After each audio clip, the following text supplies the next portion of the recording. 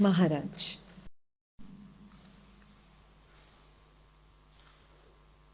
You are all drenched, for it is raining hard.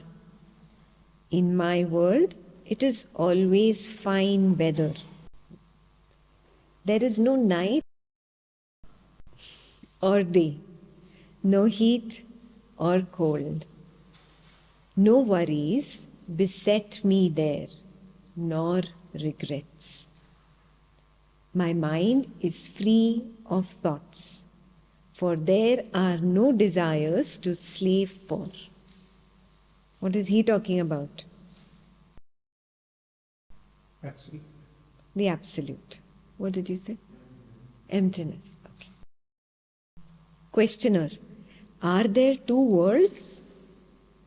Maharaj says, your world is transient, changeful. My world is perfect, changeless. You can tell me what you like about your world. I shall listen carefully, even with interest. Yet, not for a moment shall I forget that your world is not. That you are dreaming. Questioner says, what distinguishes your world from mine? Maharaj says, my world has no characteristics by which it can be identified. You can say nothing about it. I am my world. Please highlight that. I am my world. My world is myself. It is complete and perfect. Every impression is erased. Every experience rejected. I need nothing, not even myself. For myself, I cannot lose. And he's talking about the absolute. He is permanently established as the pure consciousness. He doesn't step down from there.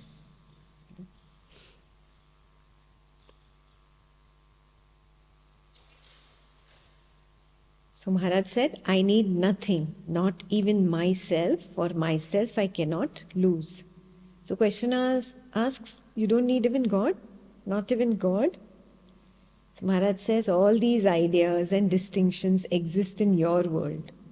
In mine, there is nothing of the kind. My world is single and very simple.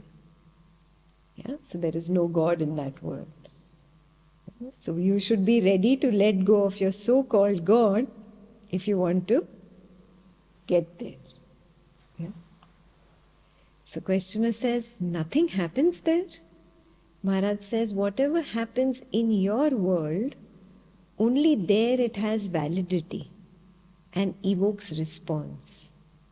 In my world, nothing happens. What does he mean? I'm only the witness. I am not seeing, hearing, tasting, touching, smelling. The first step. Without this first step, everything else is just theory. It's been said a zillion times and it doesn't go into the head of the listener. What is the first step that this listener has to do? Take a step beyond and see, I am not this body-mind, I am the witness of this body-mind.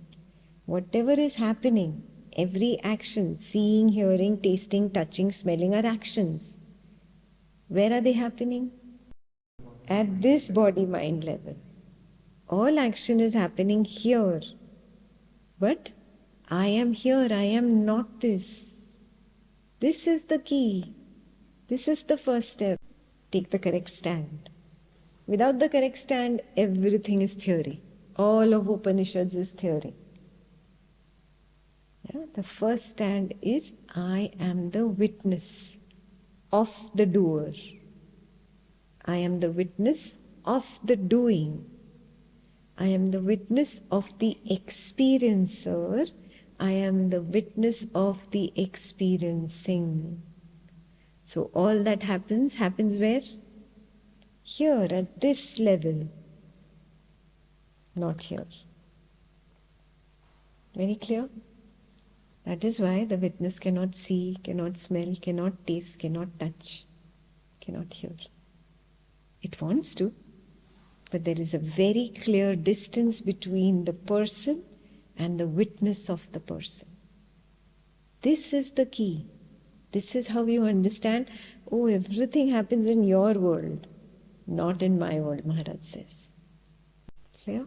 Very, very clear. This is the key. If you forget this, then where is Advaita Vedanta? Then whatever philosophy you said is there on Dvaitam-Part also. But it's only philosophy for the ears. Do you understand the difference between philosophy and direct path now? Direct path means first you directly take the first step. If you miss the first step, everything is philosophy. All philosophy falls flat on its face. You have to take this first step. It's a direct experiential step where I see, yeah, I am not Ekta. Ekta is speaking. I am only knowing what Ekta is saying. And I'm knowing at the same time that the so-called reflections of Ekta are knowing. Oh, I can only know. I cannot speak. I cannot move hands the way Ekta is moving her hands while speaking. I can only know the movement of the hand. I cannot sit the way Ekta is sitting. Do you get this? Yeah? Everything happens at this level. Yeah? Outer and inner. You remember yesterday's chapter? Everything happens at the outer level. At the inner, nothing happens. Very, very clear? What does he mean by your world and my world? He's established there. He doesn't slip. Yeah? Because you slip and you become this person again and again. So he says, your world. Now very clear? Now we'll read that part again. Questioner says, nothing happens there. Maharaj says, whatever happens in your world, only there it has validity and evokes response. In my world, nothing happens. So the questioner says, the very fact of your experiencing your own world implies duality, Dvaitam, inherent in your experience. Maharaj says, verbally, yes. Verbally, yes, but your words do not reach me. Mine is a non-verbal world. In your world, the unspoken has no existence. In mine, the words and their contents have no being. Very, very clear? Yeah? In your world, nothing stays. In mine, nothing changes. My world is real, while yours is made of dreams. Very, very clear? What is he calling your world and what is he calling my world? Very, very clear. So questioner says, yet we are talking. Yeah. So Maharaj says, the talk is in your world. In mine there is eternal silence. You understand this, right? Witness cannot speak. In mine there is eternal silence. So my silence sings, my emptiness is full, I lack nothing. You cannot know my world until you are there. This even you know. Till the time you are stuck here, you cannot understand that. Only when you take that step back as the witness, when you get to that world, then you know, yes, that's true. Right? Do you know that is true? Question for you, homework question for you. Do I really know that that world is silent? It's empty, but the emptiness is full. Nothing changes there. And there is no speech there. There is no action, no sight, sound, smell, taste, touch there. Do you recognize all these qualities that Maharaj just described? That's your homework number 1.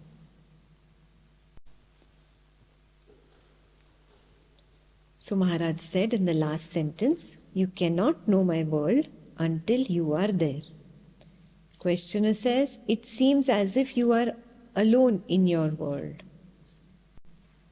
Maharaj says, how can you say alone or not alone when words do not apply?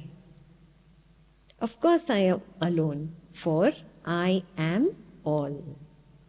Yeah, he sees that he is the projector. He is projecting everything. So I am all. Obviously I am alone. Yeah? But still these words don't mean anything because words do not really apply there. So questioner asks, are you ever coming into our world? Maharaj says, what is coming and going to me? These again are words. I am. Whence am I to come from and where to go? Questioner says, of what use is your world to me? So Maharaj says, you should consider more closely your own world. Examine it critically. And suddenly, one day, you will find yourself in mine. Yes? So the self-inquiry is key. Self-investigation is key. Self-exploration is key. That is what is the meaning of examine it critically. Only when you examine critically did you recognize, oh, I am not this body-mind. I am the witness of the body-mind. And instantly, you're in Maharaj's world. Very clear? So, questioner says, what do we gain by it? Maharaj says, you gain nothing. You leave behind what is not your own and find what you have never lost, your own being. Yeah, because according to the questioner, he's looking for something higher, something magical, mystical. I will gain some higher power. Siddhis they are called. Yeah? He says, no, you don't gain anything. In fact, you lose that which was never yours. Yeah? I have mistakenly assumed this is me. And everything that belongs to this is mine. Therefore, I think, I act, I do, I enjoy or I suffer. I have taken everything of this. You lose all of this. All of this is gone. It's a relief because most 99.99% of it is suffering. Maharaj said it very clearly. All desires are suffering. And that 0.1% that you think is joy is the fake joy that you are faking. Yeah? Most of your fake joy is to show somebody else that I am very happy in life. Inside whatever is happening, but you want to show somebody else. You want to make it known to somebody else. Yeah, recognize that.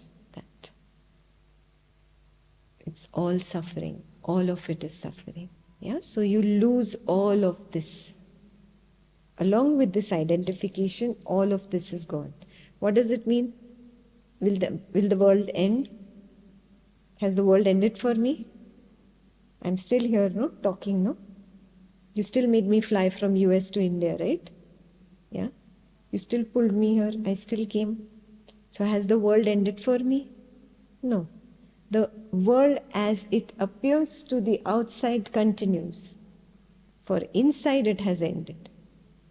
Yeah, but you cannot see the inner. You can only see the outer. Yeah, the inner can only express itself to you. Yeah? For the inner, the world has ended. For the outer, it continues till its shelf life. This has a shelf life. Yeah? That is unknown. The shelf life is unknown. So that continues till there is residual fuel. Yeah? Buddha got enlightened at 36. From 36 to the age of 80 something, he was teaching. And he tells Ananda, I haven't spoken in the past 40 plus years. So Ananda says, what? I've only heard you speaking. He said, no, I have not spoken in the past 40 plus years. Do you get it?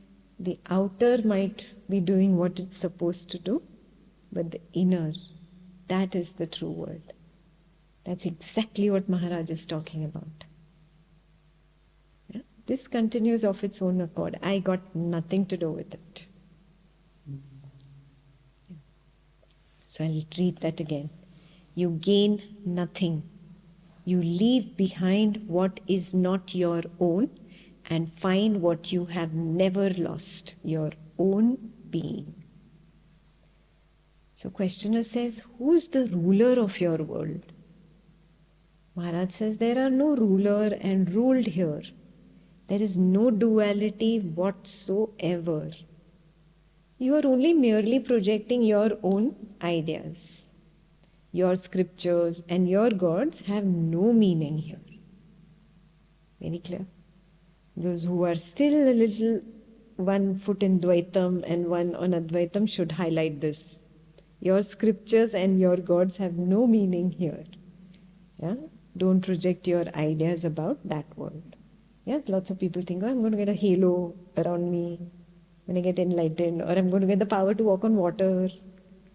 Nothing like that will happen. Nothing like that. Nothing special. It's the most ordinary thing. It's something that you have been ignoring. Because you wanted it to be all miraculous and magical and mystical, spiritual shopkeeper said, okay, I will sell this idea. I will charge him $1,000 and the fool will come to me for a mystical, magical description. Let me make that mystical, magical description. That's how you started the business of the spiritual shopkeeper. So don't blame him. Yeah? As is the demand, so is the supply. Yeah? Your interest in something magical, mystical, out of the world gave birth to the spiritual shopkeeper. Yeah?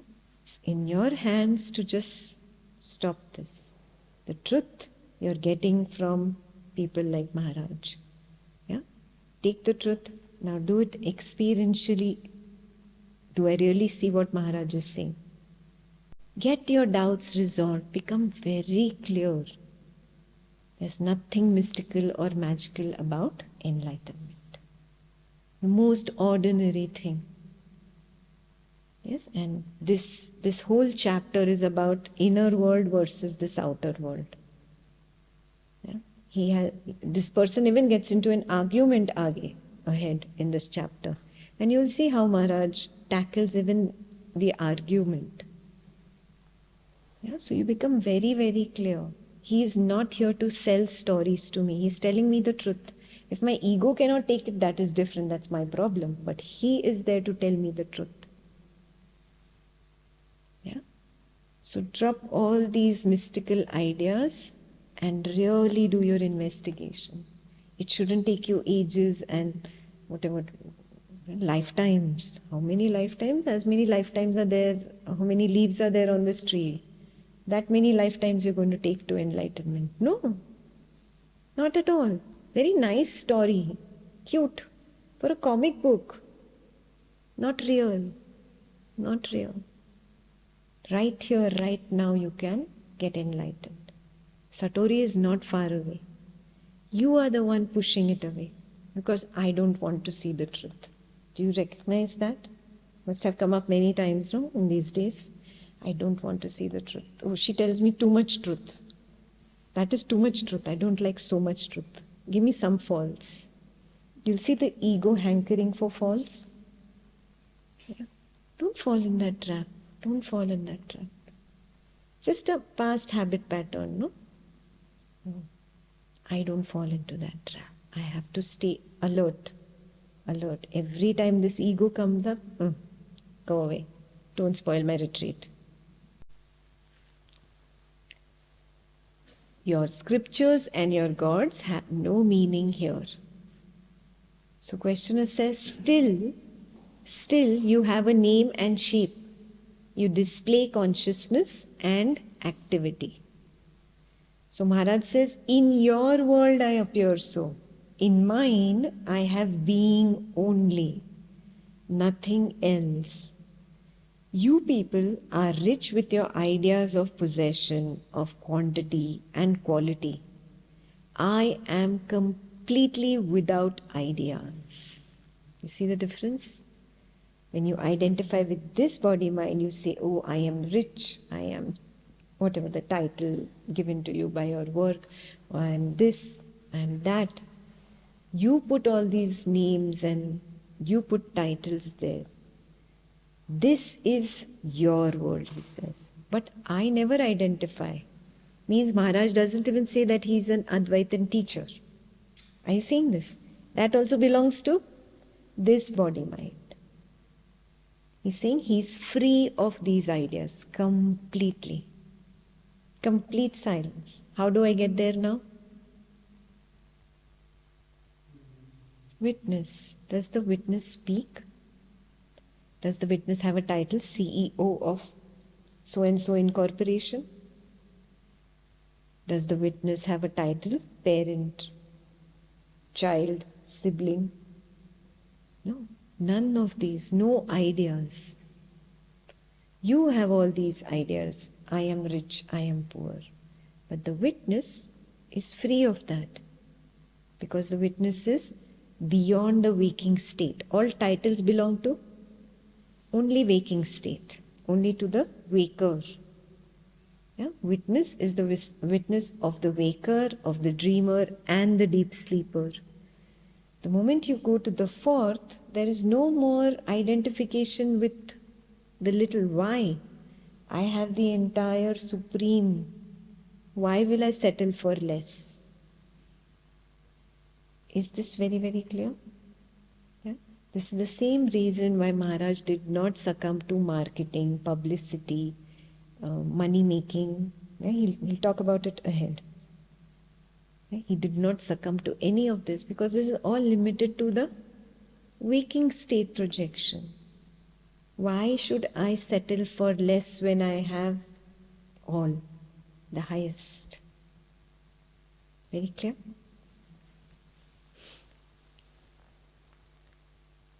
In your world, I appear so. Means I appear as if I'm doing activity. In mine, I have being only, nothing else. You people are rich with your ideas of possession, of quantity and quality. I am completely without ideas. Questioner says, in my world, there is disturbance, distress and despair. You seem to be living on some hidden income, while I must slave for a living. Maharaj says, do as you please. You are free to leave your world for mine. Yeah, come, you also live on hidden income. Come. So questioner says, how is the crossing done? How do I cross from my world to your world? So Maharaj says, see your world as it is, not as you imagine it to be. Please highlight. This is what you have been doing all these days with the degrees of seeing. Yeah. What does the mind imagine the world to be? Solid, yeah, made of matter. Also, it is continuous. See, time, space, all continuity is there. There is cause, there is effect, complete logical world, very perfect. Is it like that? No, lies. This is lies. In your direct experience, there is the now, and the now is boof, gone. Again, there's the next now. Boof, gone. There's only one arising at a time. When there is only one arising at a time, where is the question of continuity? And if there is one arising at a time, where is the question of cause and effect? Both cause and effect must exist simultaneously for them to be even existing. No, there is only one arising at a time, random arising. You create stories. You are creating stories of this world. Why? We discussed this today. Why am I creating stories, making this a nice, perfect world, very juicy, delicious world? Why am I doing that?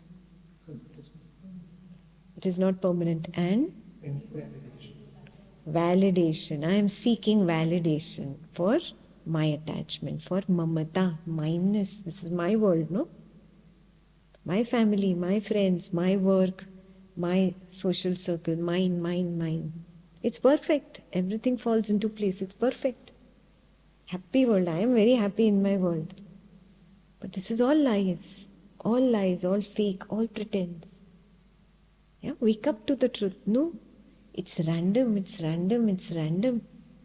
There's one perception at a time, one sensation, one thought, one feeling. There is no connected story. There is no continuity. There is no proof of the existence of the beloved. Is your beloved here? In this now? There is no proof of the existence of the beloved. The beloved is only in the memory. Moment to moment, there is just the now. This is all that I know. And this keeps changing. And I assume this is who I am. Oh, if this is who I am, then what about this witnessing? Oh, that I should push away. People will think I'm gone cuckoo. No, that is the truth. This is the lie. Yeah? So waking up to this truth, waking up. This is very important. And how does that happen? He's given you a little key over there. See your world as it is, not as you imagine it to be. This is Viveka. I am removing imagination and just seeing the truth as it is. Viveka means discriminating. Yeah, when you have rice and you have pebbles in the rice, and how you remove the pebbles and throw away, so you have just pure rice left. That is called Viveka, discriminating, filtering out the wrong, the incorrect, that which I have imagined, the illusion from the truth. I am removing all the illusion from the truth. That is Viveka. Okay. So he says, see your world as it is, not as you imagine it to be. Discrimination will lead to detachment. Detachment will ensure right action. Right action will build the inner bridge to your real being. There he's given you a full summary of the entire path. Viveka leads to Vairagya. Discrimination will lead to detachment. Viveka leads to Vairagya. When you start removing all the illusory stuff and you're left with only reality, you know the now is made of nothingness, right? Nothingness is quite boring. All the passion is already removed. There is no juice in nothingness. Yeah? What are you going to be passionate about then? Yeah? You'll see it is all futile, all a game. That is the development of detachment. There is no attachment to this even, no attachment to this even. Yeah? The body and the world completely lose meaning. They're just like your toys. You might have not thrown them away. Yeah? You might still have them. But you don't hate them and you don't particularly love them either. They're just there in the corner. Yeah? Occupying some space. Like that. This is there in the corner, occupying some space. Yeah? Complete detachment. That is called Vairagya. Then Vairagya, once it's developed, that will ensure right action. What is the right action? In which direction is the action? The direction of the witness. We're moving towards the witness. There is only one direction this way, one-way street. Yeah? Right action will be ensured. And that right action will bridge the will build the inner bridge to your real being. Only when you move to the witness do you recognize, oh, the witness is the bridge between the Vyakti, the person, and the pure being, Avyakta. Okay. See your world as it is, not as you imagine it to be. Discrimination, Viveka, will lead to detachment or Vairagya. Detachment will ensure right action, and right action will build the inner bridge to your real being. Action is a proof of earnestness. Do what you are told diligently and faithfully, and all obstacles will dissolve. And this is the path laid by any scripture. Any scripture. Adi Shankaracharya taught you Viveka. Maharaj is also talking about the same Viveka. Yeah? Both are saying the same thing. You have to develop your discrimination of sieving out the illusion from the real. When all the illusion is sieved out, that is the right action that you have completed. You are left only with the real, and the real is that I am the witnessing space. That's it. This witness cannot do. It's simply silent. It only knows. There is only knowingness. Yeah? There is no doership. There is no experiencership. And doership and experiencership are the parents of suffering. Right? Yeah? Once doership and experiencership are dropped, suffering is erased. It's a very simple shortcut method which every sage saw. Everybody says exactly the same.